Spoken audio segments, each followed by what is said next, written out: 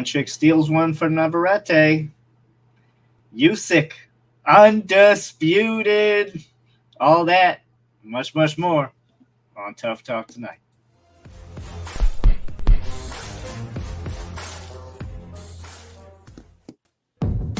This is the show that has hosted everyone from Sugar Ray Leonard to Keith One-Time Thurman. This is Tough Talk Tonight, brought to you by Heavy Bag Boxing. Well, another episode of Tough Talk. As always, I'm your host, Lucas Biggers. Alongside me, we got Robert Ellis and James Delcamp. What's going on, guys? Oh, good. What's up? Rob, you off air here, you did say that you had some things you wanted to talk about. One of the undercards was one. Let's start the show with that. Oh man, knockout of the year, guys. That Brian Norman Jr. fight was brutal, and it was vicious showing for Brian Norman Jr. He's a local boxer out here from Atlanta, Georgia. He's been on the scene on some top ranked cards before. Been a little criticized because he's undefeated, but he didn't quote unquote look too good. But he put a stop to all of that and won, I believe, one of Terence Crawford's old titles, right, Lucas? I believe so, yeah. Won one of Terence Crawford's old titles and did it in great fashion. Broke the guy's nose, clean broke his nose, Lucas. Actually, that was for an interim. Go ahead. I thought for a minute there they were gonna have to stop the fight. The dude was bleeding so bad, but it didn't stop Brian Norman Jr. Delivering the knockout blow. And after that, I think he was on the ground telling the dude, like, don't get up. Don't get up. I mean, don't get me wrong. I like the knockout. I don't know about the pose. Like, you take it how you get it. I mean, James, what did you think about the pose afterwards? The kneeling down like that, you know? Well, we saw that recently. A little disrespectful, but we saw that recently. Do you remember that? It was Rayo Valenzuela who did the same thing after his knockout. Took that same position. I don't know if you recall. But yeah, no, I could do without it. But these guys are pretty much pumped up, and so that's what happens. But he came out of nowhere in my case because I'd never heard of him. I've never seen him fight. I know Giovanni Santillan is pretty good.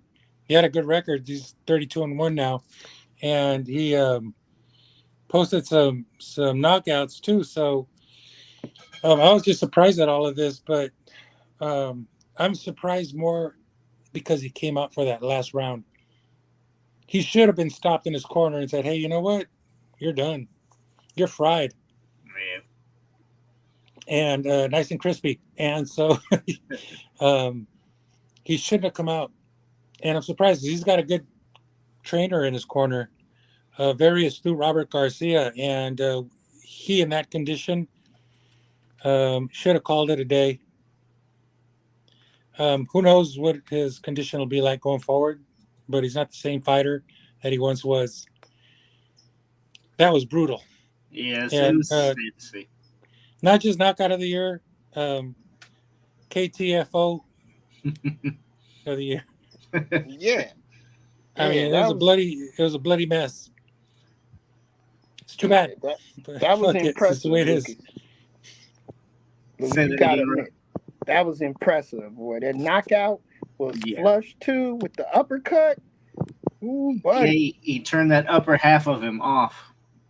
Came back on eventually, but he turned that upper half of him off. It was a good knockout, and I can't disagree with you. Hey, Sakura.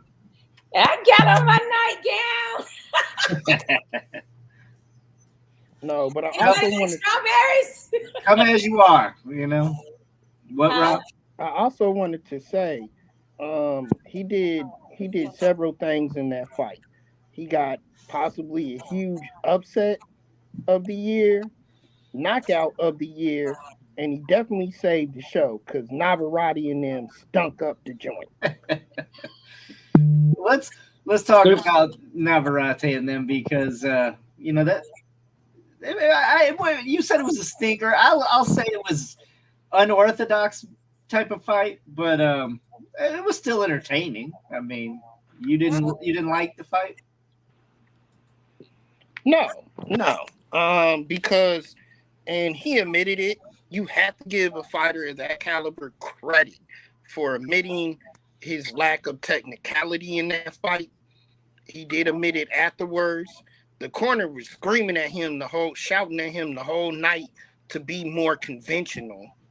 And it's just, to be honest, and I don't like saying this as much as it pains me to say this, but I feel like he just wasn't used to having to carry the power at that weight, and he didn't expect the guy to be able to take those punches. So he just kept flailing it at him, trying to knock him down or at least knock him down back or something. And Berinchyk was just standing right there. Just kept standing right there, taking them and dishing them right back. Well, Rob, how are you going to change? And when you're Navarrete, that's who you are. It's who you are. How are you going to go to your corner and then they tell you, hey, all of a sudden, the person that you've been, the fighter that you've been, all of a sudden you got to change that. It's not going to happen that well. Be conventional. I'd be like, what?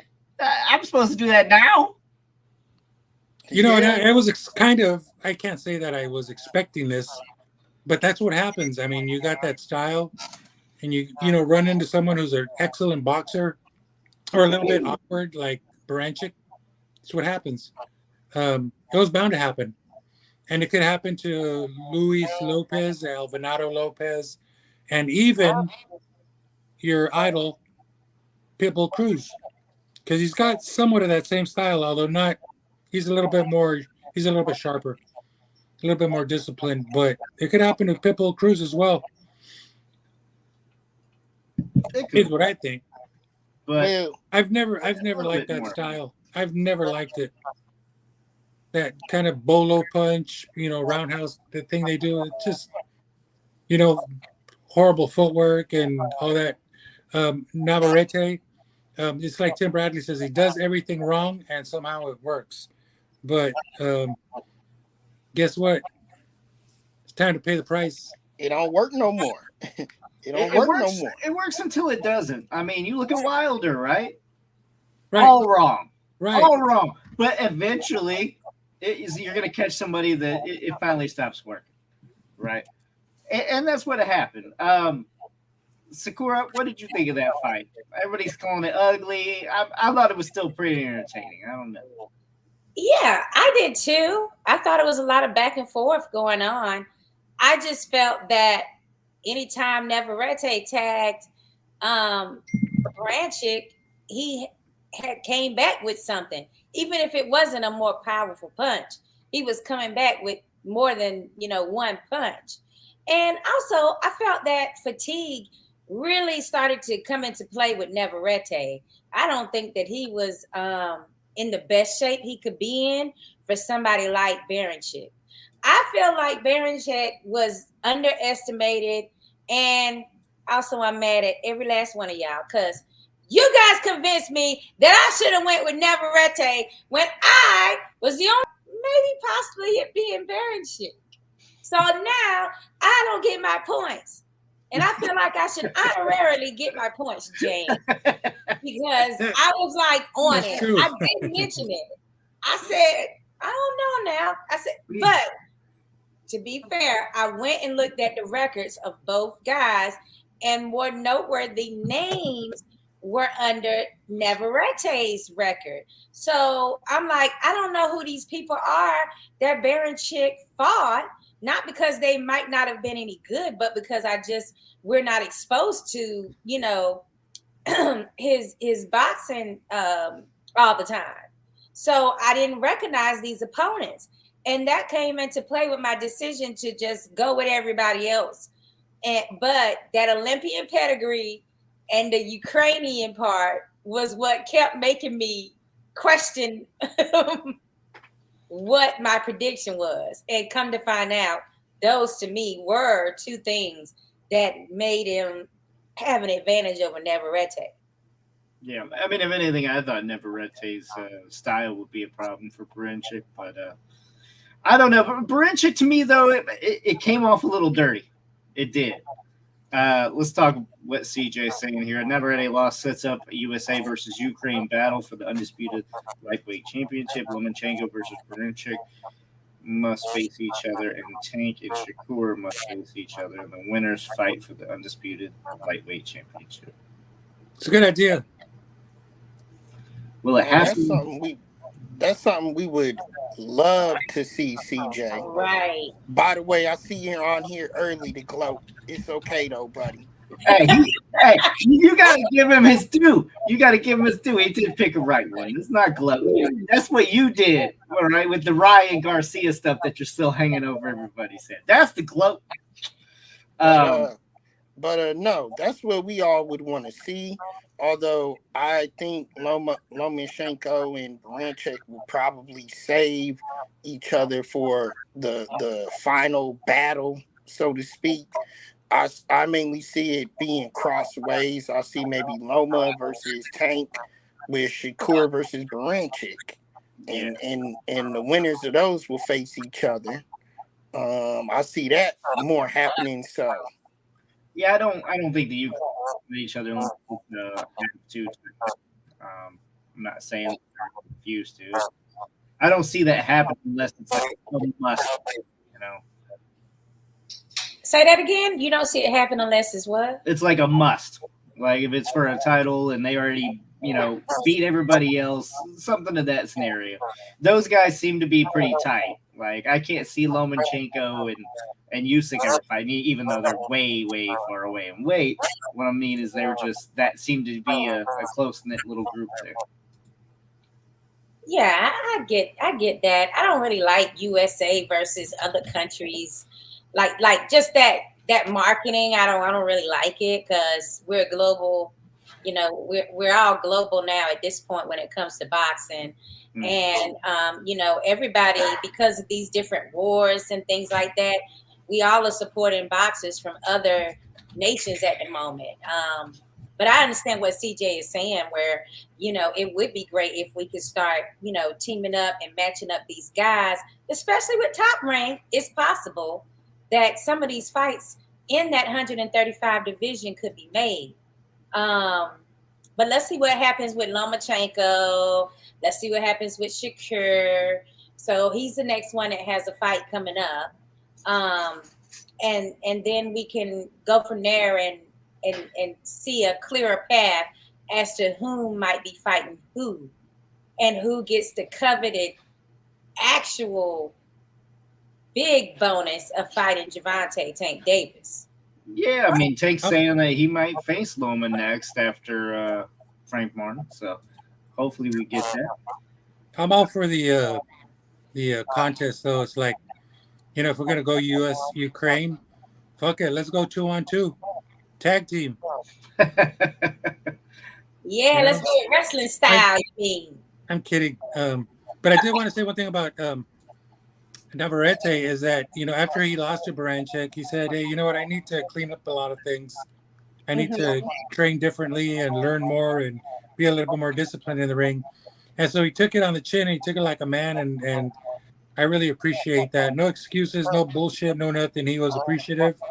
He recognized Berinchyk to be a great fighter and congratulated him and all that. And I'm glad he did that. He looked good doing it.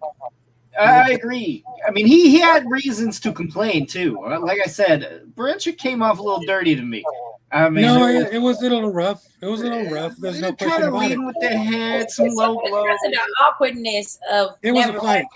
I get it. It happens, But he still had reasons for animosity, and he didn't do that. No, I didn't say anything really blatant. I didn't say anything too egregious. It was rough. There was a little rough housing in there, but in the end, I think it was good. Well, let me say, let me say something controversial. I never say that. Right. But listen, this is why I don't like the lower weights. Because you put these guys up as possible pound for pound top candidates, which Navarrete once was. And look what happens. Every time they move up, they disappoint. And I'm not just pointing out Navarrete. He's the latest one.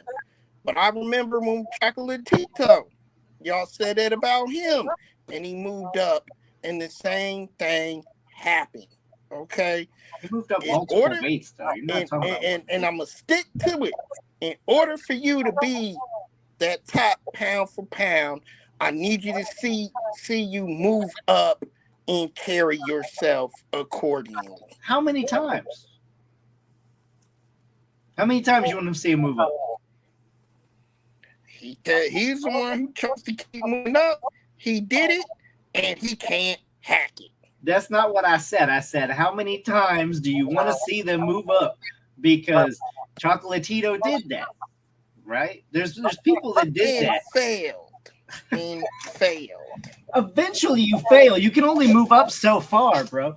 Like, eventually you're going to hit that wall that your body will not allow any further. Lomachenko did the same thing. He moved up too far. It just seems like it's a wrong conversation to me, like, because of the fact that Gervonta Tank Davis is in 135 pound partially. And also, when he was at 130, you were like, okay, I'm good with 130 and up. So this is in up. So we shouldn't even be having this conversation with you right now, Rob. No, I'm not saying the 130, 135 didn't count. I'm saying what doesn't count is the fact that as he moved up, he couldn't hold his weight. He's saying it's not counting for pound. And by the way, Tank Gervonta Davis did fight, I believe, also at 145 or something like that against Barrios. That's not I said range. He started. So Tank is a different animal. Oh man, you're basically until he moves up really and then he gets beat. Then you'll be saying something about him. Tank ain't been undisputed. Tank ain't moved up the big. Come on, man. We ain't even got there yet. You already giving Tank credit for something he ain't even done yet.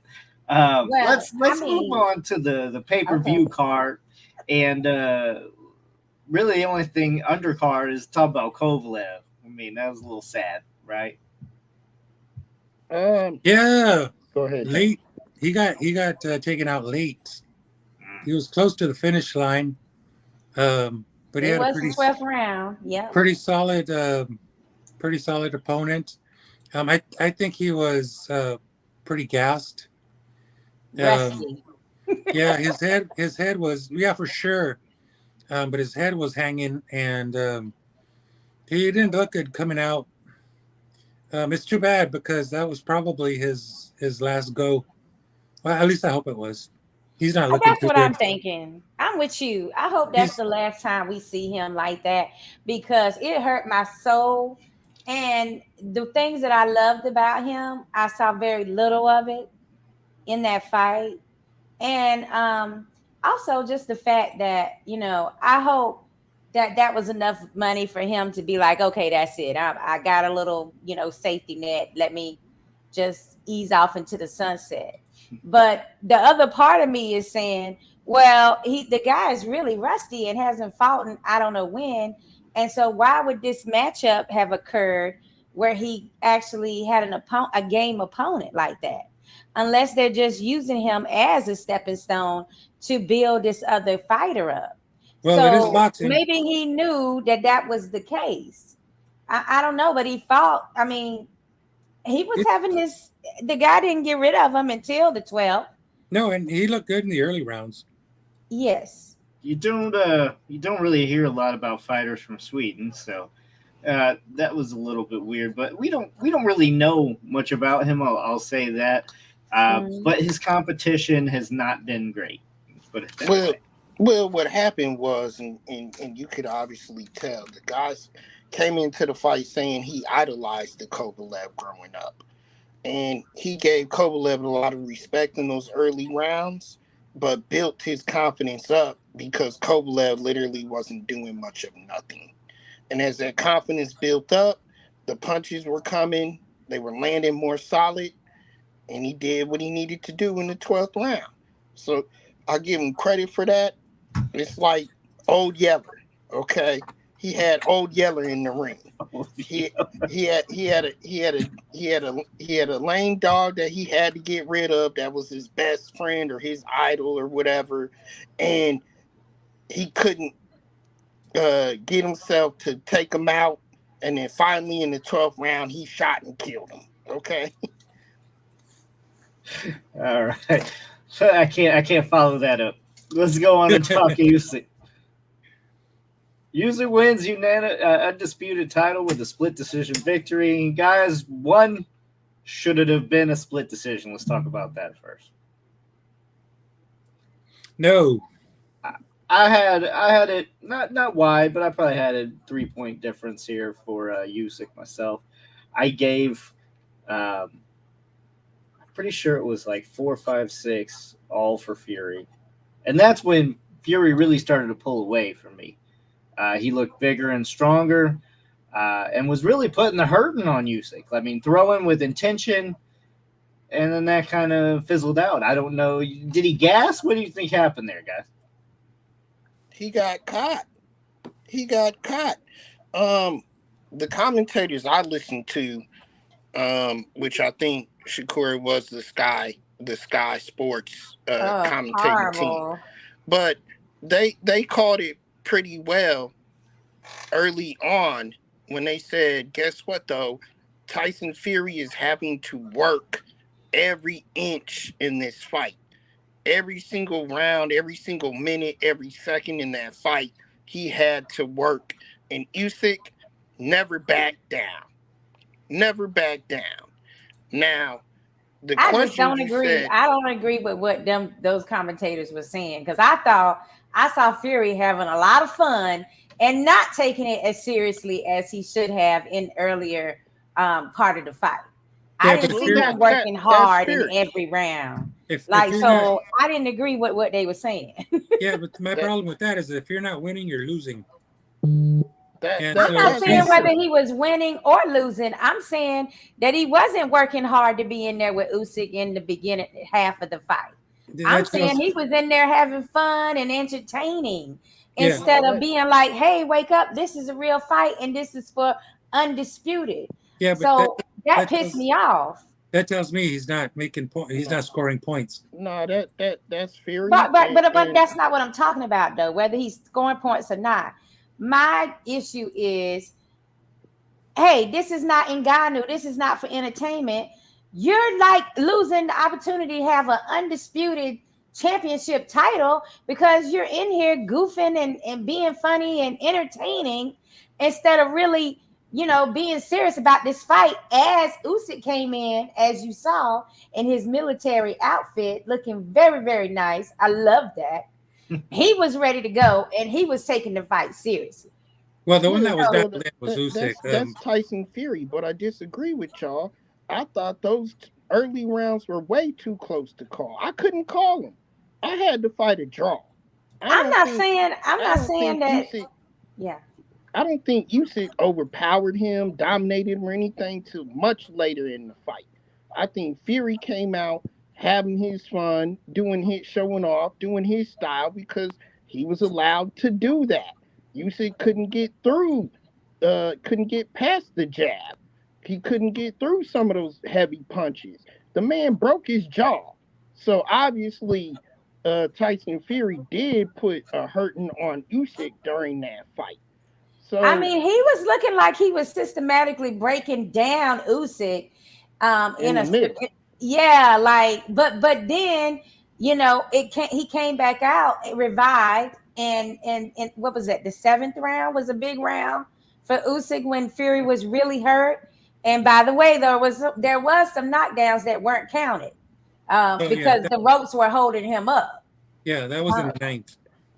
That was the 9th. So we saw Usyk come back after Fury was kind of looking like he was having his way. And then at that point is when, Usyk changed it when he hurt Fury, caught him off guard. So, Right. I think it was a lot closer. I do agree a split decision or at least a draw Right. at the least. So I'm just saying though, had Fury not given away the 12 and not had so much fun in the beginning rounds where they were close, especially that third round. That was like a real swing round for me. And he could have won. So he can look at this, he can look at the fight and be like, yeah, I want this rematch because I see where I didn't do this and I had that. And why didn't I get him out when I had him, damaged?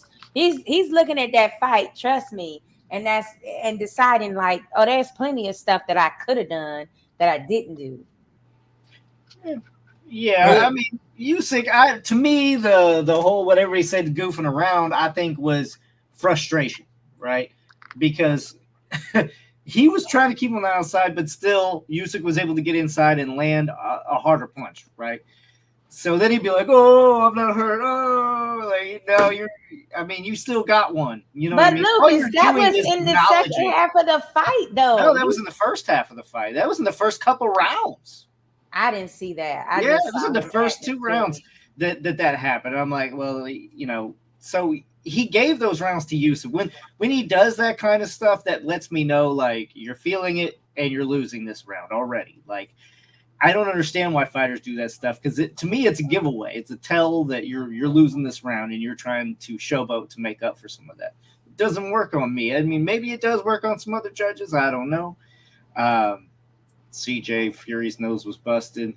Used to close the gap and beat him from pillar to post. I do want to talk about this comment here from CJ. It should have been a stoppage. Ref saved Fury. He was knocked out. That was weird. Yeah, that was weird. Okay, look, standing 8s aren't really done anymore. Now, he was leaning against the rope, so there's a lot of different ways to look at what happened, okay, in that round. By leaning against the ropes, especially that bottom rope, most of his weight was on there. He was holding himself up with his glove. That could be considered a knockdown, right? So then he can give him his 8 count, what have you.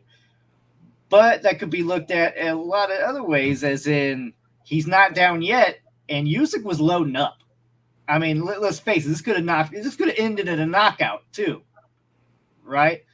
It really depends how you're looking at this, but I honestly do think they saved Fury, if nothing else. They allowed him to finish on his feet. I think if it continued and he's just stumbling around like that, I think he would have been knocked out completely. Well, like Joe Tessitore or whatever his name is, like he said on ESPN, never count Fury out. We know that because he's come off the canvas when I thought he was dead against Wilder. So you really can never count him out. My thing is, I need you guys to help me in this area because the standing 8, as Lucas said, is something that is not used as much now. But it was my understanding, and you guys correct me if I'm wrong because I do need clarity. I thought the standing 8 was when a boxer decided to take a knee, and then that way they're given the standing 8 count. Well, no, it's a standing 8 count. If you're taking a knee, that's you saying I'm going down and literally just taking a knee going down. Standing 8 count is you getting the shit kicked out of you either in a corner or what have you. You're stumbling, you're hurt bad, and they consider it a knockdown even though you did not go down. That's but so they're giving you a standing 8 instead of 10 because it's a knockdown. Well, they give you 8 because they still score it as a knockdown. So it's a knockdown, but you never actually physically hit the canvas, right? Yeah. So it's them stopping and allowing you to gather yourself, which in a way can be seen as favoritism. So I can understand why it's not. So the rope. So I feel like there was 2 times where the rope held him up. There was 2 sequences initially. So to me, that's a 10-8 for the first one and a 10-7. You could have scored it. The judges could have scored it 10-7 for the second one, but everything happened within that one round. So that makes it and because the ref didn't say this is a knockdown per se, Mm-hmm. the judges don't have to count it like that. So it just, that whole round to me just had me so confused as to what really what would have been the preferred and correct way to ref that round, because the second off the rope situation probably wouldn't have happened had the first one been called a knockdown, because Yeah. then he would have, had time to recover a little bit and do the 10 count and whatever. Mhm. Yeah. So I see your point, but correct me if I'm wrong. But I think the first couple of times actually that he got held up by the ropes, he kind of bounced off them, right? So he yeah, was like he tried to bouncing, play it off like he he was was bouncing off the rope okay. as Yeah. opposed to just There's staying there in the there's a corner. difference between bouncing off of him and bouncing off him. He was No, I mean, falling because you on he can get landed. pushed He onto the ropes and he bounce landed. there Yeah. and bounce off. He landed on the ropes. Yeah, I mean, let's face it. That's You a could have clear had knockdown. 2 or 3. Yeah, you could have 2 or 3 knockdowns just from him being like a pinball. You know what I mean? That honestly, Yeah, but the wasn't standing that 8. dramatic though? We would have all been mad. Like if the ref had just stepped in the middle of that, and everybody, like I know in this household, everybody was like, "Oh, oh, oh, Yeah, oh, oh, hold up, Fury!" Like that's like the most exciting part. yeah. It's like seeing all this unravel. You know what I'm saying? So I don't know if I would necessarily have wanted the ref to step in at that time, but I know that they probably should have. I'm thinking. Well, I mean, several things too. The ref could have stepped in and stopped the fight. I'm glad he didn't. Well, Me yeah, I too. wouldn't I'm just agree with saying. that. Now That would have been I wouldn't highly, agree with. highly controversial. Yeah, that would have made it all fussy and fuzzy and messy. The I way don't. it happened, Usyk won. People would, everybody was satisfied with the split decision. I don't know if it would have been messy. For me, I seen a stoppage. I mean, this dude couldn't stand up anymore. He was falling down. He's saving him, to be honest. But that's just a knockdown, though. Like he would have at least had the opportunity to have a knockdown first, and then they give you another opportunity. Usually, refs do to be like, "Okay, show me recover. something now." not always. I mean, you Well, see when you're somebody getting beat up championship bad, and level, but when you're championship level and you're a champion like Fury is, you want to give them the benefit of the doubt, and you at least need to allow either the knockdown or the standing 8. For the first time that they're able to call something. Mhm. So I do think that the first time that he did it would have been great. However, at what point he got to the second time where the ropes held him up and then did it. So that's Yeah. the more suspicious part. But I don't But- even think that's suspicious. I just think everything was moving. It was loud. It was dramatic in there. And I just think he just stepped in when he got the opportunity to really like, hey, wait, you get back, Usyk. I didn't see a standing 8 there. That was a clear knockdown because he landed on the rope. So that's Well, why. I believe it Yeah. was a knockdown too, but Yeah. I thought he only gave him I thought he counted to 8. yeah. I don't know. Well, Well, that's you all- usually, yeah, that's all fine. yeah. But yeah, the Okay. whole thing about it is like, when people hold it on the referee with a count, I don't know if you guys notice, but usually is the timekeeper the one that's making the count. So Mhm. when there's a knockdown, the referee immediately looks at the timekeeper, and whatever the timekeeper is going either 2 or 3, because sometimes the referee is kind of like getting waiting for the fighter to come in. They don't Yeah. even know at what number they're in. So yeah, maybe at some point they might be able to pace it a little slower or a little faster. Not sure. I feel like definitely, Tyson was out on his feet. He definitely, the ropes hold him up. That could have been a knockdown, and maybe he could have stopped Fury, instead of getting a decision and stuff like that. That plays a factor. But like I said, the whole thing is complicated because we holding the referee accountable for something that is the timekeeper's job. A lot of people don't sometimes don't understand that little part, or just don't know it because it's like a really inside part of it. Yeah, they look at, I mean, the guy's on the outside of the ring and he's counting just because, like you said, the ref could be like telling the opponent to get in his corner or, trying to get set up and misses like when he first hit the canvas or what have you. So that is something. But at the same time, like we were just discussing, was that one or two times? Some of them, Lucas said it was three times where because he bounced off the ropes first, and then they went a little bit longer, and then he hit the ropes again.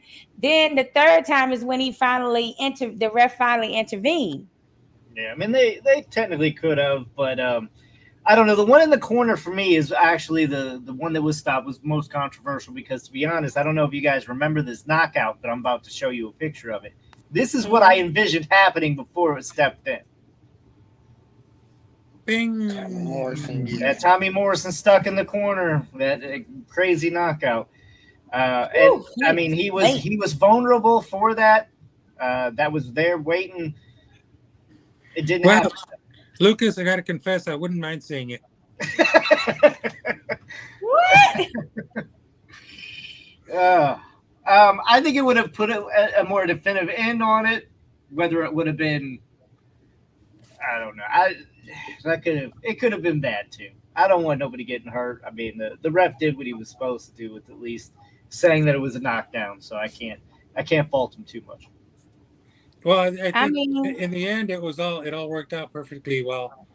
I mean, the fight went off. We got the right decision. The call was a little bit controversial, but I think in the end it was the right call. Rob said we got an undisputed, so I'm happy with it. Rob said he added a draw.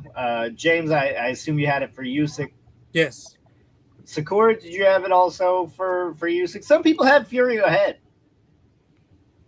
No, I had it where I felt Usyk was gonna win, but I didn't think he would get the decision. I was suspecting that it was gonna be either a draw or Fury. So when they said Usyk, I'm like, oh my God, they're actually gonna let it, play out. But I did think it was close enough that the split decision was fine, and I wouldn't have argued too much had it been a draw either. Just because there were some rounds in the beginning that could have went either way to me. And then Fury came on in the middle rounds. He had Usyk looking like he was about, getting broke down a lot. Then, at the end, we got a whole nother swing in the transition to favor Usyk. So, I mean, it was a lot of twists and turns in there. And so I wouldn't have been upset with a draw either. It was a great fight. It really was. Javi, did you have Fury or Usyk winning that one? You know what? I wouldn't be mad with the draw, but I think Usyk came on and he won by 1 point. So if that's probably one of the most accurate cars we're gonna get. You know what I'm saying? Because it was a really difficult fight to score. You know what? And props to the judges for getting it right. Because when the judges get it wrong or there's some robbery, when it's time to call bullshit, I'll be the first one and I'll be on it. But at the same time, I gotta keep it. I gotta keep it a buck when they're doing it right. I gotta give it the props. You know what I'm saying? Because they did get it right. I felt like Usyk won. I would have been so happy with the draw because it would have built so much for the second one. True. But I felt like, at the end of the day, the right man won. Usyk did edge it, and he hurt Tyson where Tyson really didn't have Usyk hurt like that. And, being that this is professional boxing, those are usually, like the defining moments in a fight of that magnitude. You know what I'm saying? Is especially on the championship rounds, because I think Usyk had him hurt like on I think it was in the 9th or the 10th. So, those are championship rounds. And if you can still do something of that magnitude to your opponent, then, that solidifies you as he became undisputed. The man to beat the man, to beat the man, to beat all the other men. That's a lineal champion. You know what, Javi? I do agree with you. I just only feel like Fury could have did more in that last round. And I think he's kicking himself for not doing more in that last round. Yeah, he really needed a 10-8. Well, even so, I mean, he could have at least even got a 10-9 would have evened the scores out. But I just feel like he didn't give it his all in that championship final round that he could have. Because he wasn't winded or anything. He could have done more. Let's talk a little bit about that. So 5 and 6 specifically, it seemed like Fury was being the bigger guy. He was using his size. He was throwing hard, and it didn't matter if it was blocked. He was moving Usyk with every punch. Why did he give up on that? Did he run out? Did he gas out? What happened? Yeah, I feel that he got tired. I feel that. Oh because anything was moving Usyk, and it was being very effective. But it's like he was just there to be a punching bag for Fury, and he just couldn't keep it up. He couldn't keep it up. It's hard, Lucas. It's hard. I mean, those were power punches, and Usyk. Props to Usyk because that's kind of like a rope a dope, but not on the ropes. He was literally letting Tyson gas himself out so he can come on in the other rounds, apply the pressure, and then already have a more tired Tyson with less movement. I mean, Tyson. It's not when you get tired when you throw punches and you still somewhat connect even if they get blocked or parry, but when you combine that with punches completely missing, you get super tired. And it's not like Tyson Fury is the most athletic guy either. You know what I'm saying? I love the guy, but I don't expect his tank to be on A+ mode because he's not the most athletic guy when it comes to those type of things. But hey, I feel like that was part of the game plan. I give Usyk credit for that. Tyson was still in the rounds. He was fighting his fight, but if he would have kept that, he would have gotten in the back. But it's hard to keep up that pace at their age, and when you throw in everything with power, and when you have 200-300 pounds, almost 7 feet of you straight freaking, He's big. Yeah, he was huge. I feel like that what you're saying is on point. However, the real problem is the inactivity. I mean, we can't even count that Ngannou fight. We know Fury did not train for that. So we got to look back to the fight he had before that, which would have been Wilder Fury 3, I think. I mean, that's a long time. Was that his last fight before that? Like professional bout without a Ngannou entertainment type fight. I mean, that comes into play. No. I think he put Chisora, no? Was it? Yeah, I think he put Chisora that's or White. still a long time. That's still a long break in between being with a bona fide champion in the ring. I just feel like that shit comes back to bite you. Like when you're not, that ring rust kills you. Because even if you think he was having his way and stuff like that, like eventually, see, the energy level just couldn't match when you're not, you haven't been in the ring and keeping yourself busy. Even if you are fighting people that aren't considered top level, that's the whole point in keeping yourself busy and ready so that your body is like a more engine. Yeah, I mean, you got a good point. I mean, if you're looking at it, he fought Chisora December of 22. Chisora. Mm-hmm. Yeah. December of 22. So really, he hasn't had a meaningful fight since that. I mean, that's Ngannou. You can't count because I really don't think he trained. I just think he fought it as like a joke. Yeah. So he just went through with that one. So and made money. I agree. There's probably some ring rust there. That being said, I mean, it is what it is. But you got to think, really, Usyk, he hasn't even had that many heavyweight fights. I mean, we're talking the Weatherspoon was 2019. That was his first actual heavyweight bout. And Chisora, he has Joshua, Dubois. That's at least 5 years, though. That's at least 5 years at the heavyweight. I think I counted 6 fights then at heavyweight. Because Still came. AJ had 2 fights with him. Technically, Still, he came from cruiser to take out the top that's dog. right. And Yeah. I think that Tyson Fury could have done a lot better for himself. I mean, he had some bad rounds to get the fight going. He was kind of goofing off a lot, and then he kind of got his wind, and then like 4, 5, 6, and even 7 looked good for him. But then 8 and 9, I think he's gassing out a little bit and getting tagged simply because he doesn't have the conditioning.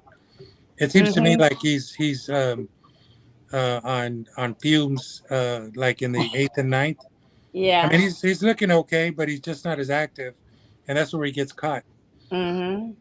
Yeah, I think declining it's a conditioning declining through thing. the fight, and that's something that happens when you are not in the top shape for a championship level fight like that was.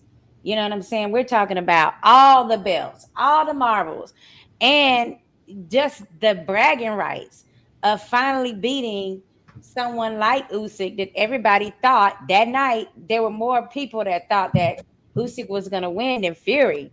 I mean, the bets ended up being like the odds were kind of even at the end. I yeah. just feel like that all that was should have been more motivation for him to be super ready and super in control. But some things are out of your control because once you haven't really fought and kept yourself busy like you should, there is like nothing that really counters that. You got to get in that ring and get that ring rust off. Yeah, And but Yeah. you don't, yeah. when it comes down to 10, 11, and 12, in this particular case, he lost 10 and 11.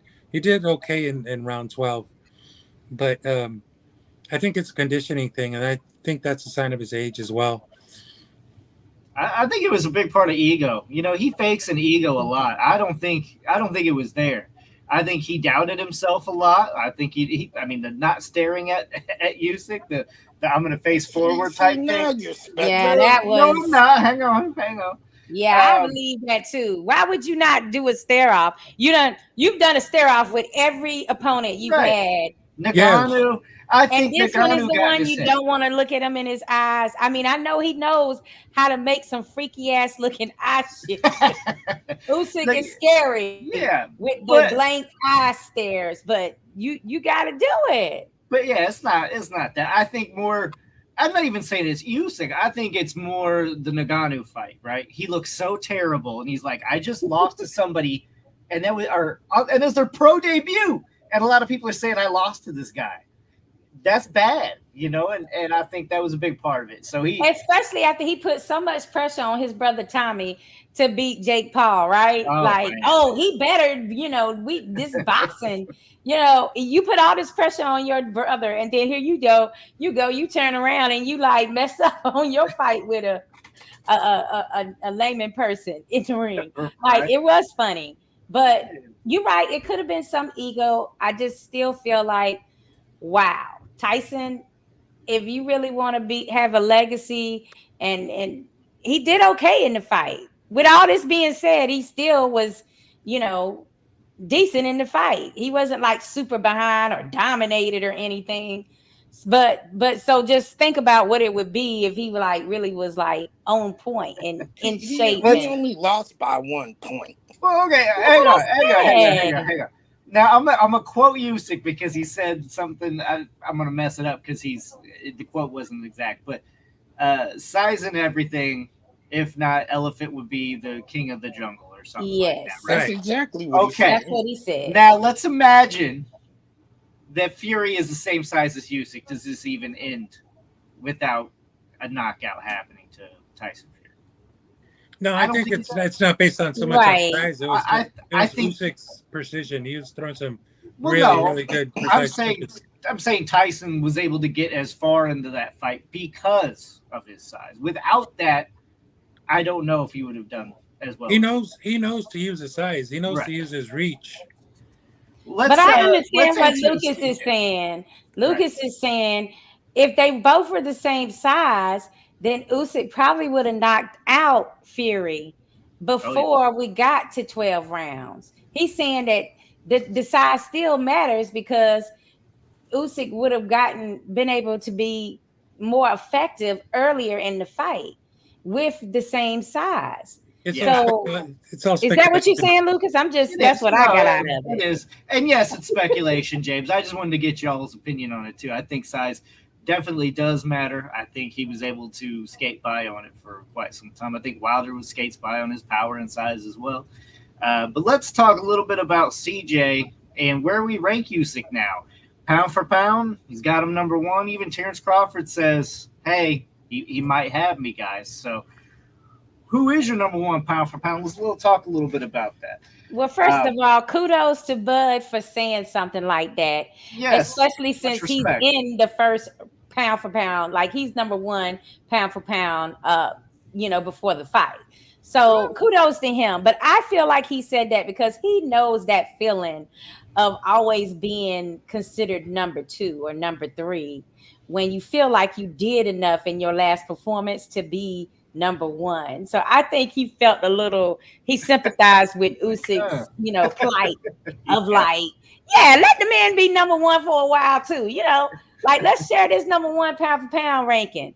That I think that's what was coming into play for him. Now, whether or not he really deserves that is another question, because we just got through talking about how Fury wasn't 100% himself.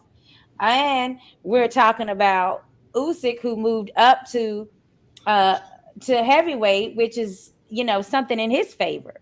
So we got to have some balance here. Well, nobody's ever really themselves, right? Spence wasn't himself. Okay, he was fighting to damage Spence. Let's call it what it was.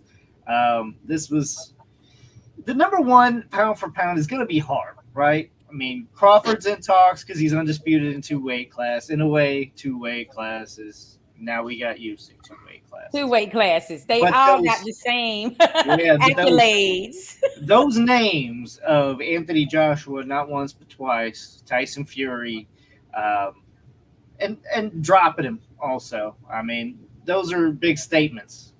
So, yes, I mean, you got to have Crawford up there. You got to have Canelo up there. You got to have these guys. So anyway, he's got to be up there. Yeah, he's like I said, he's two undisputed. You got to have them up there. But pound for pound, number one, I don't think we can rank. Right? When the Ring magazine still had some integrity and wasn't always just so biased towards. I don't know. You just gave an excellent reason why he should be number one. You said that the record and the names that he's actually fought garners a better standing than Bud that just has a main name is Spence or the monster beating Fulton and Neary.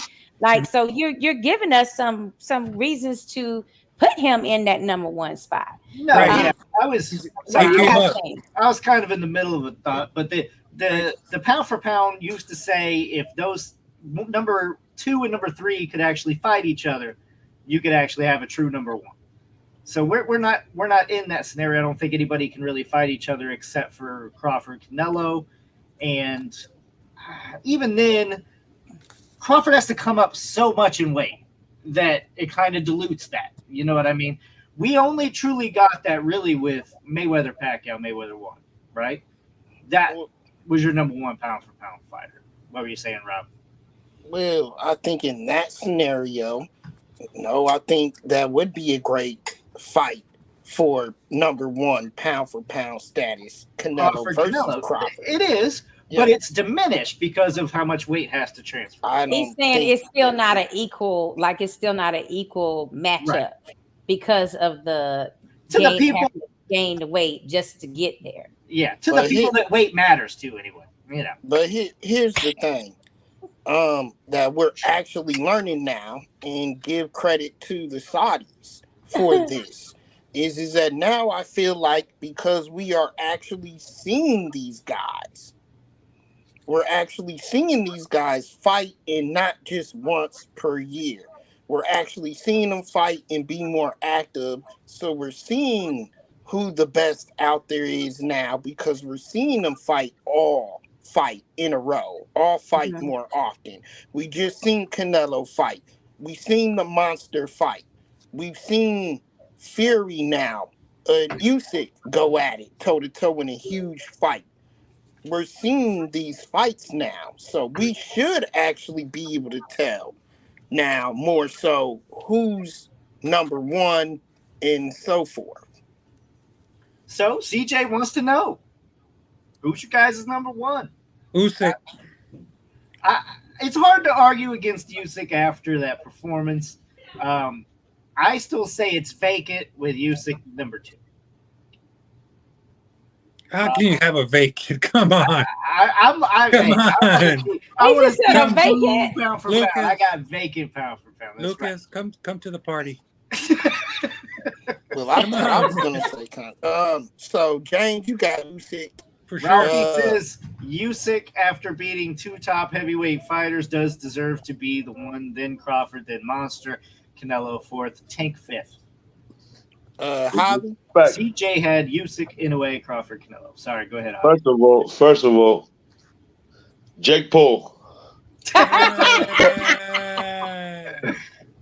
Pound for pound, baby. Pound for pound. I thought you were going to say Ryan Garcia.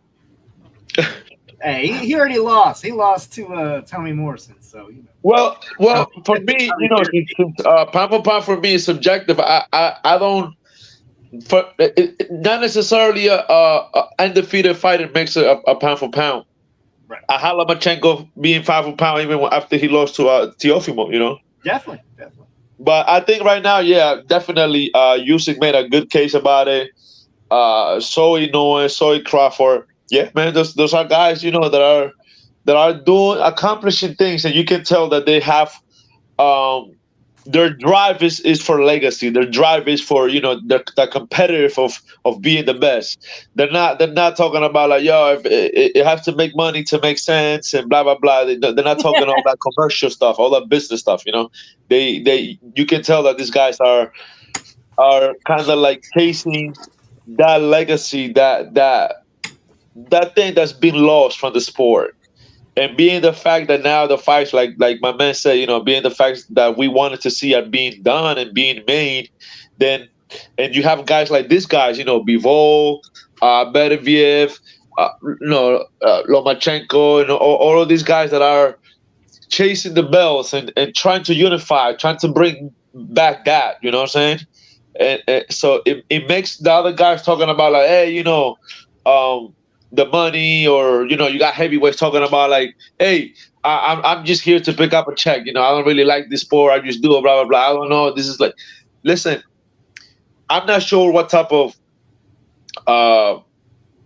things anybody looks in boxing, but I feel like a pound for pound is a fighter that's chasing the legacy, that's fighting the top 5 in his division, that he's accomplishing the things that are being, either it's almost impossible, and also it's a student of the game. It's a person that loves the sport and has the passion for it, and that we can relate to as boxing fans, and myself as a fighter, and anybody that loves the sport. You can tell when somebody's passionate about it, and we share that feeling. Just like all of you guys with me, and when we talk about fights and fighters and boxing and everything, it's our passion, and that's something that for me is a factor to put somebody in a pound for pound list.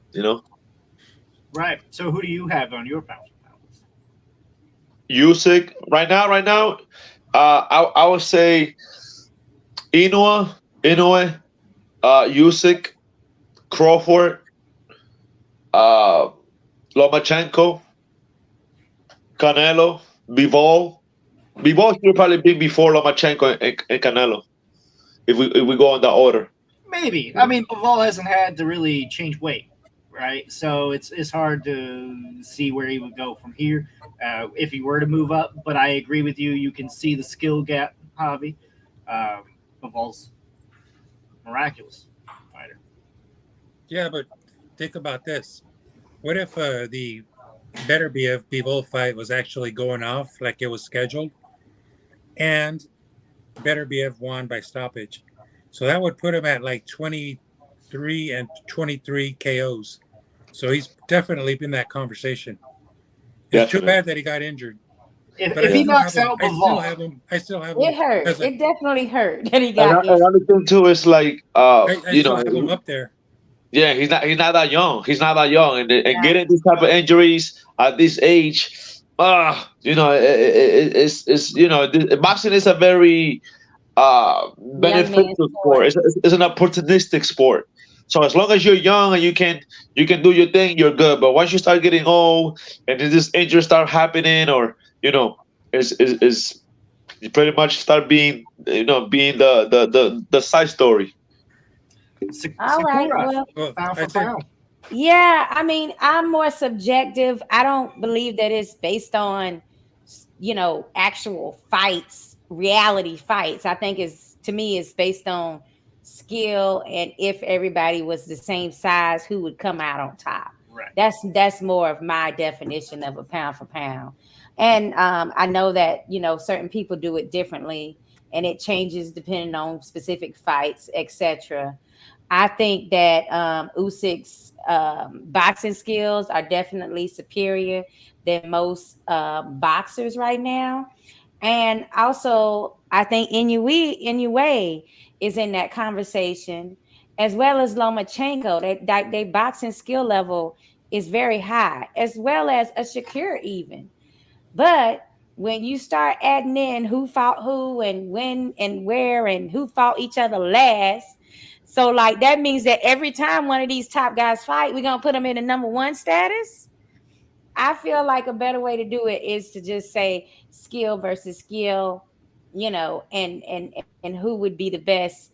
You got to include power in the skill set too, and for that reason, I'd have to kind of move Loma down a bit, and this weekend I saw that Usyk, who shocked me, had enough power to hurt um, Big Ass Fury. I don't know if it And takes a lot. that just really shocked me. No, because it's one thing for Wilder to have his way, and he's known for power. It's a different story when someone who isn't known for power, who came up from a Uh, lower division, has enough Cunningham, power. Cunningham already So, did that too, though. So yeah, but he's not an under. He's not. We're not. He's on the number one. We're talking about number one pound for pound. right, Well, you know what I'm saying. So I'm comparing it to other number one I pound got for you. pound opponent. So I have to give him credit for that. Now, Bud, he's more of like a question mark. I feel like he has all the skills and he has power, and he's like really well rounded to be able to come up with more and more tools. The more you try to figure him out and do things, I feel like the tools are there to where he's gonna get out of whatever it is. Like he knows how to win. And that might be something that Usyk possesses too. So for right now, I would say I would give Usyk number one. I would give two to I would give I think it's tied for two. I really think Inoue and Bud are sitting at number two Yeah, I in think the you. same range right now. Yeah, those are Yeah. interchangeable. Yeah, because anyway, right now he showed he had grit and he was a real champion when he got off the canvas and then came back to have that knockout win, the way he did. So and he has power too. He has a lot of pop. So I mean, he has to be in that conversation for number two. So I'm stuck where I feel like Bud and Inoue right now are kind of even on the map. Um, Baval, we really haven't been able to see him fight as many, well-known names. Canelo, he looked far superior than Canelo in their fight with each other, but we really don't know how much size had to play into that. That's true. But we know That's fair. the skill level was high for Bival. So here's another name that we got to play with. So it's like, I can't give you anything past one and two right now, but I got three, people for that. And for number four, I'm thinking of Bival, but I'm also thinking of Lomachenko. Lomachenko is impressive because he's fighting people now that are way younger who don't have as much miles on them and still looking very impressive. So that also speaks to me. Well, that, and I think he's already fighting above where he should be. I honestly don't think he Yes. should be fighting this big. And the wild card for me is Javante Tank Davis because people don't think that he has a lot of skill level, but I think they're wrong. I think he does have a really high skill level, and he just likes to do what Canelo does, which is play with his opponents for a while, and then bam, he hits them with exactly what he wanted to set up and hit them with. Yeah, So I do think that he also is on that pound for pound list, even though ESPN for a long time has ignored him as a possible pound for pound contender. So I do think he's on that list too. yeah. I mean, you can't really deny that. CJ wants to know if you drop Canelo below number 5 pounds for pound. Yes, I would. I would have him at 6 or 7 just because you have to be able to perform well too. And right now, his offense, when you look at some of the stats that were on his last fight, he they were talking about his opponent didn't have much Maxim or Maxi didn't have much to give, as far as offensive prowess. Well, neither did Shakur. He was doing a lot of defensive maneuvering, but he wasn't getting in his offense. So that to me, you got to come down a list if you're not, being able to put put some punches on the scoreboard. Yes, on the judges' cards. We got to see some punishment here. Yeah, So he's lacking that right now. So even though that skill level is super high, CJ and Ralphie, I'm thinking that damn, we got to see some more offense out of Shakur to be able to place him where we think he should be. yeah. Pound for pound, I can't put him on there just yet myself. James, we kind of heard yours. I think yours was one of the first ones. You had Usyk up there. You had in a way Yeah, up there I'm Crawford. thinking Usyk, Inouye, Crawford, Canelo, and then maybe Gervonta Davis, and I also give Teofimo Lopez some consideration there as well. Mhm. He's got one loss. He lost to Lomachenko, who is arguably a top 5 fighter. So it's rough, but I'm certainly going with Usyk and Inoue and Crawford as a top 3 in a sense in Yeah, that order. can't argue that. Rob, save the best for Yeah. last, buddy. Who you got? Oh boy. Pound for pound, number 1 is Gervonta Tank Davis. And I'm not even joking. Oh my That's my god. number 1 guy. Forget it.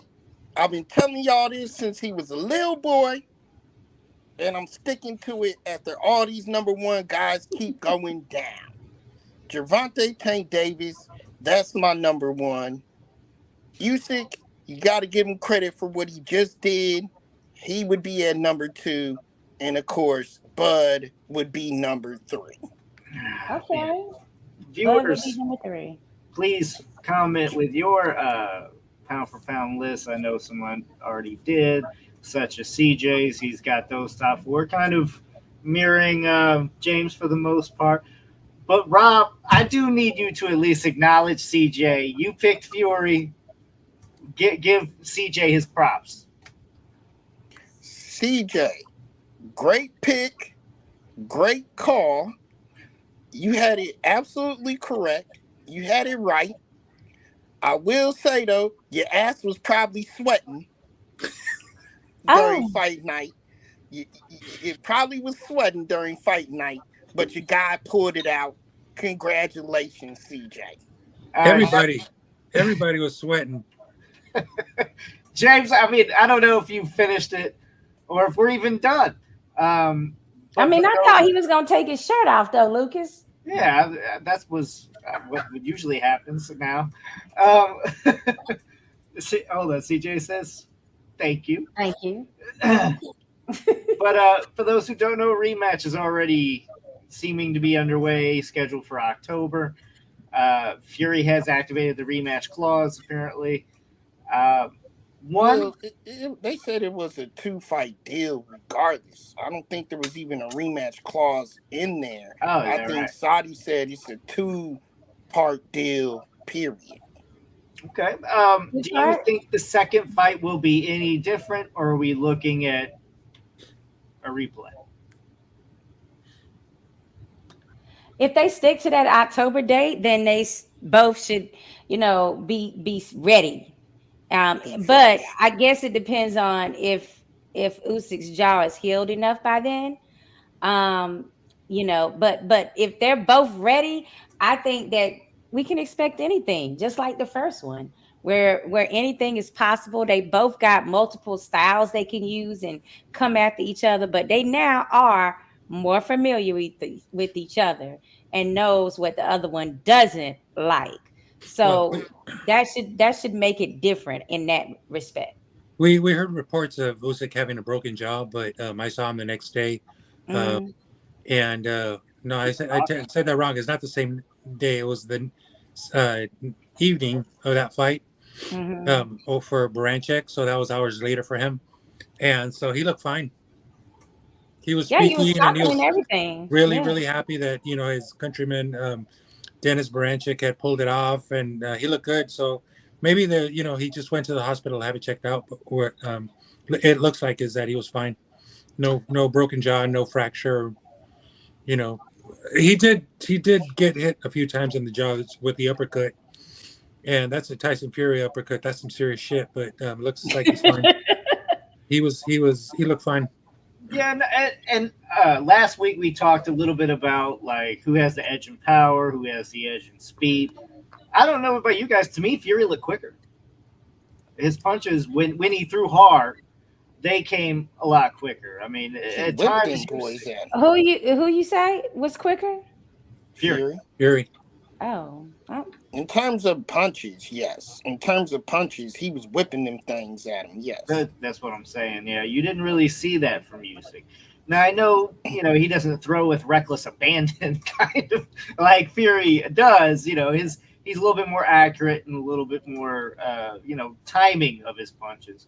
With that being said, I really don't see anything happening any different. I have Usyk already. I will say that now until October. oh Usyk boy. is just the better fighter. That's all there is to it. So I think that CJ, there's really, really high anticipation for the rematch. I think that'll be good, and hopefully it goes off in either England or United States. Right It back to looks like Riyadh, unfortunately, from what I hear. that sucks, but It's I gonna mean, be in Riyadh, you say? Yeah. yeah, mhm. his Riyadh? his excremency has a lot of money, so he can afford it. Did you say excremency? I think I mispronounced it. Your Excellency, Turkey. Yes, excellency. Yes. Okay. I I mean, thought that I was intentional. I don't care where this fight is. I'm gonna be freaking watching, and I think that rematch is gonna be fire. I really think that we don't know what to expect. I think that it's out there now that anything is possible in that fight. It was honestly very, very good for boxing. This entire weekend was really good for boxing. Yes. This fight needed to live up to the hype. This was, um, you know, undisputed heavyweight title hadn't happened since '99. I mean, it needed to happen, and the fact that it did was amazing. And we didn't get this one sided fight like we thought. It was a lot of swing rounds, a lot of back and forth. Fury almost hits the canvas. It couldn't have went any better, honestly, without like a really late round stoppage. But Well, the dang, fact don't that I get to put my 2 cents in on that on the go, rematch? go for it, go for it. Dang. Usually you're a bit more outspoken. You filling it in the gaps. I'm trying C, to. CJ, listen carefully, and everybody. When it comes to terms of the rematch, Tyson Fury has 50 different personalities. Just like all of those different personalities, he's got different fighting styles. He will show up prepared. It will be different in the rematch. Different. And are you saying Fury wins the second one? Is that what you're saying already? It's going to be a hell of a lot tougher for Usyk. I think Usyk is going to come. He's the same style every time. Fury's going to give him a different look. It was close in this one. I like Fury in the second one. All right, man. Let's move on. Let's talk about Josh Taylor taking on Jack Catterall. Guys, speaking of rematches, right? Yes. We got this one coming up. Josh, Well, I like it. I'm just glad that in that first fight, I was not the judge, or one of the judges, I should say, because that was a very sloppy fight. Yeah. I mean, there was more clinch and pushing and holding and just late blows, and it was an ugly brawl. I mean, I was watching this in frustration. I like a good clean brawl, and this was far from it. And everyone's arguing that Catterall won and he got robbed and all this bullshit. It's almost impossible. I take that back. It's impossible to say that he got robbed when the fight was of that manner. It was just impossible to judge. I don't know how many times they needed more than one ref in that ring. It was just horrible. It's a horrible fight. I didn't enjoy it for shit. So hopefully this rematch will be a little bit better and a little bit cleaner, and something that we can enjoy. Because that first one was a fucking shit show. Pardon the French. That's fair. Yeah, I like this fight. It's long overdue.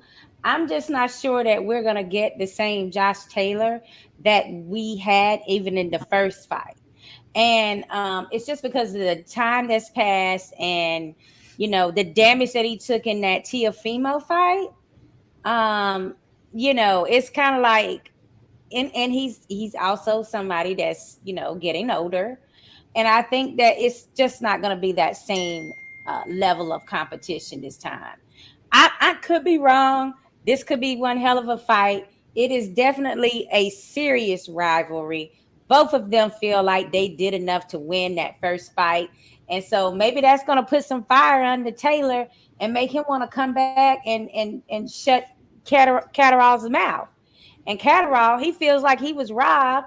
So he's definitely want to put a stamp on it this time and be like, hey, no, I am better than you. So this is a fight, the rematch that we wanted to see, but I wished it had happened at least a year ago, to be honest. Yeah, I kind of agree with you and CJ saying that a little too late. I think it needed to be an immediate rematch, and I do think, like you said, that Taylor's taking a lot of beatings. That beating is going to play a part into it. And I don't see this one being as good of a fight or even close as the first one. I honestly think Catterall's going to stop him, if not knock him out before mid fight. I mean, I don't want to predict that, but I'm just saying there's a Josh Taylor that was in that Catterall fight that had just came off the win with Jose Ramirez. And that was a spectacular, dominant performance against him. And then there's the after Tiafimo Josh Taylor that we don't know, but we know he had a lot of damage in that fight. Oh, Tio beat the brakes off him in that fight. Yeah, but some older fighters, it's good for them to have like a big break because that way they heal better and everything. So sometimes it's okay for them to like have time to heal and not go right into another fight. But to go right into that kind of a loss and right into a Jack Catterall who's effing pissed off about not getting that decision and being like staved off for so long with the rematch, it could be too much to overcome for Taylor. So you also would be picking Catterall?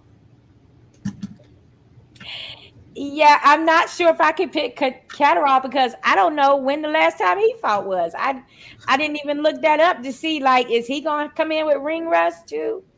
I know the fire is there and I know the emotion is there, but Lucas, better than me, how that can work for you or against you. So I'm not ready to say Catterall just yet. He beat Linares October 21st. That was his last. What, of last year? Yes. And see, we're about to hit June. That's about standard for fighters nowadays. Yeah, I agree. But then you beat Linares. Was Linares hurt bad? Was it a knockout or something, or was it a decision? It was a decision.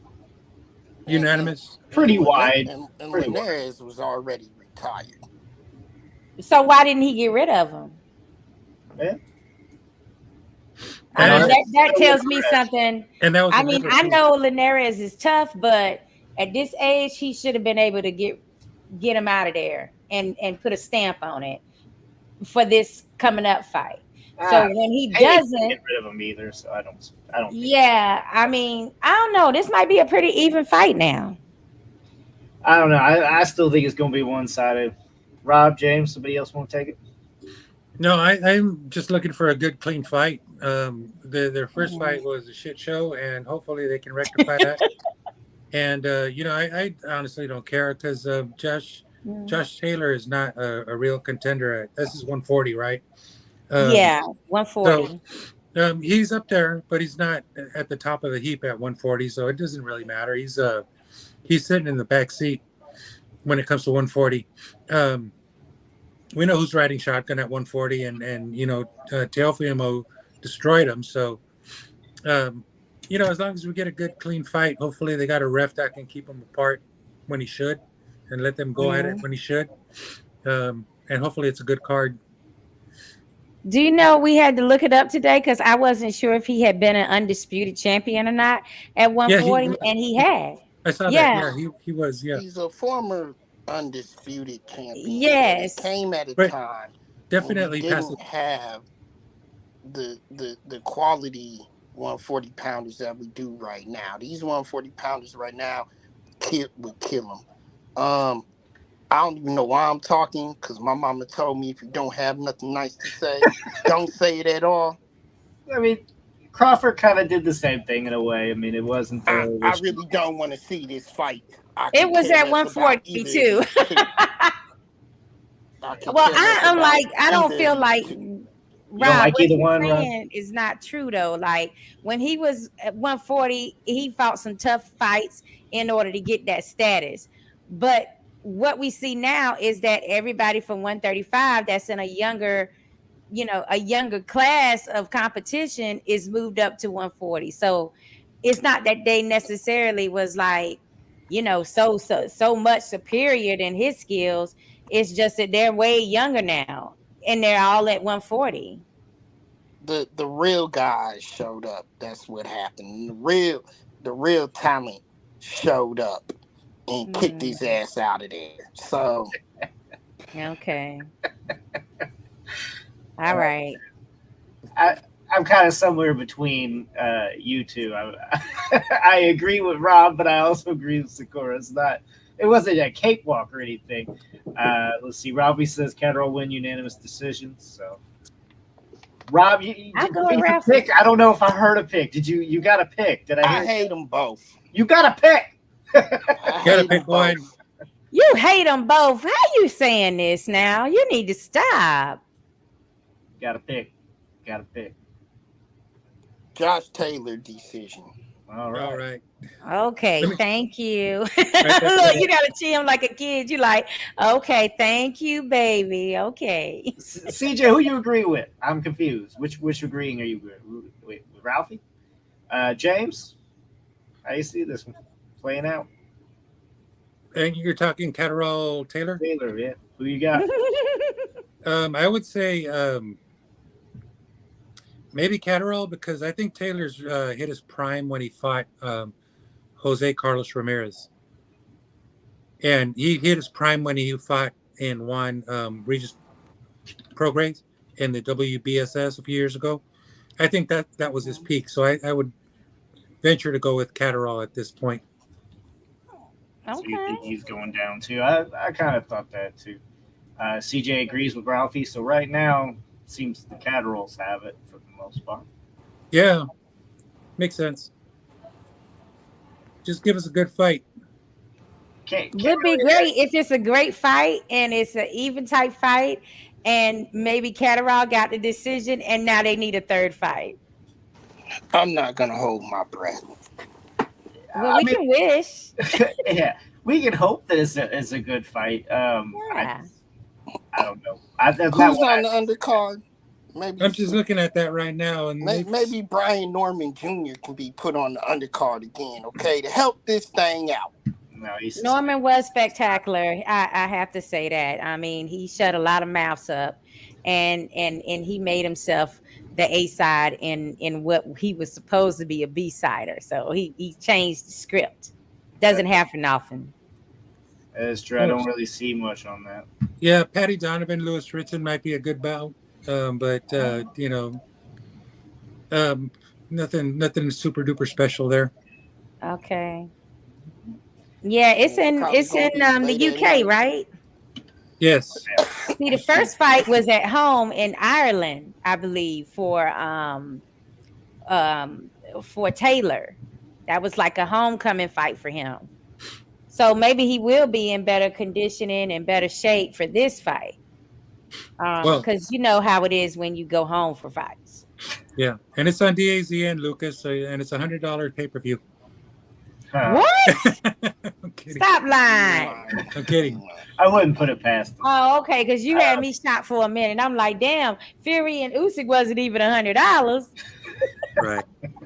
I wouldn't doubt it, though, in the way the things are going. I watched that on a very, very obscure stream. Maybe I shouldn't say it on the show, but there was a few interruptions there with the pop-ups. And it was kind of funny, but I was at work watching this. And thank God no one knows about it. Good thing you had that volume down. These streams, before you get a good one, you gotta send the kids out of the room just in case. Hey, my stream cut off right at the 12th, right as the bell really rung. did. I was so pissed.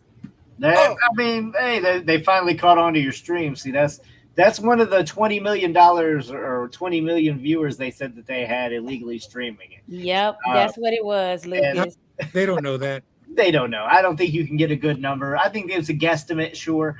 But if they know the websites, you can get the traffic on the website. So if they know the actual websites that are doing it, some of them at least, they can get the numbers on that website. But it doesn't make sense. I'm never going to pay DAZN. Okay, I'm never going to pay DAZN for a pay-per-view. You promised to end pay-per-view, you lying sacks of shit. As far as I'm concerned, hold that thought, Lucas. Advertisement. Don't say that. Hold that thought. There's a big one coming on August 3rd, and I know you got to see that. I mean, card. That's an epic card. Hey, I got to see it, but me myself don't mean James, you gonna be to that one? James, you gonna be there? That's 5-on-5.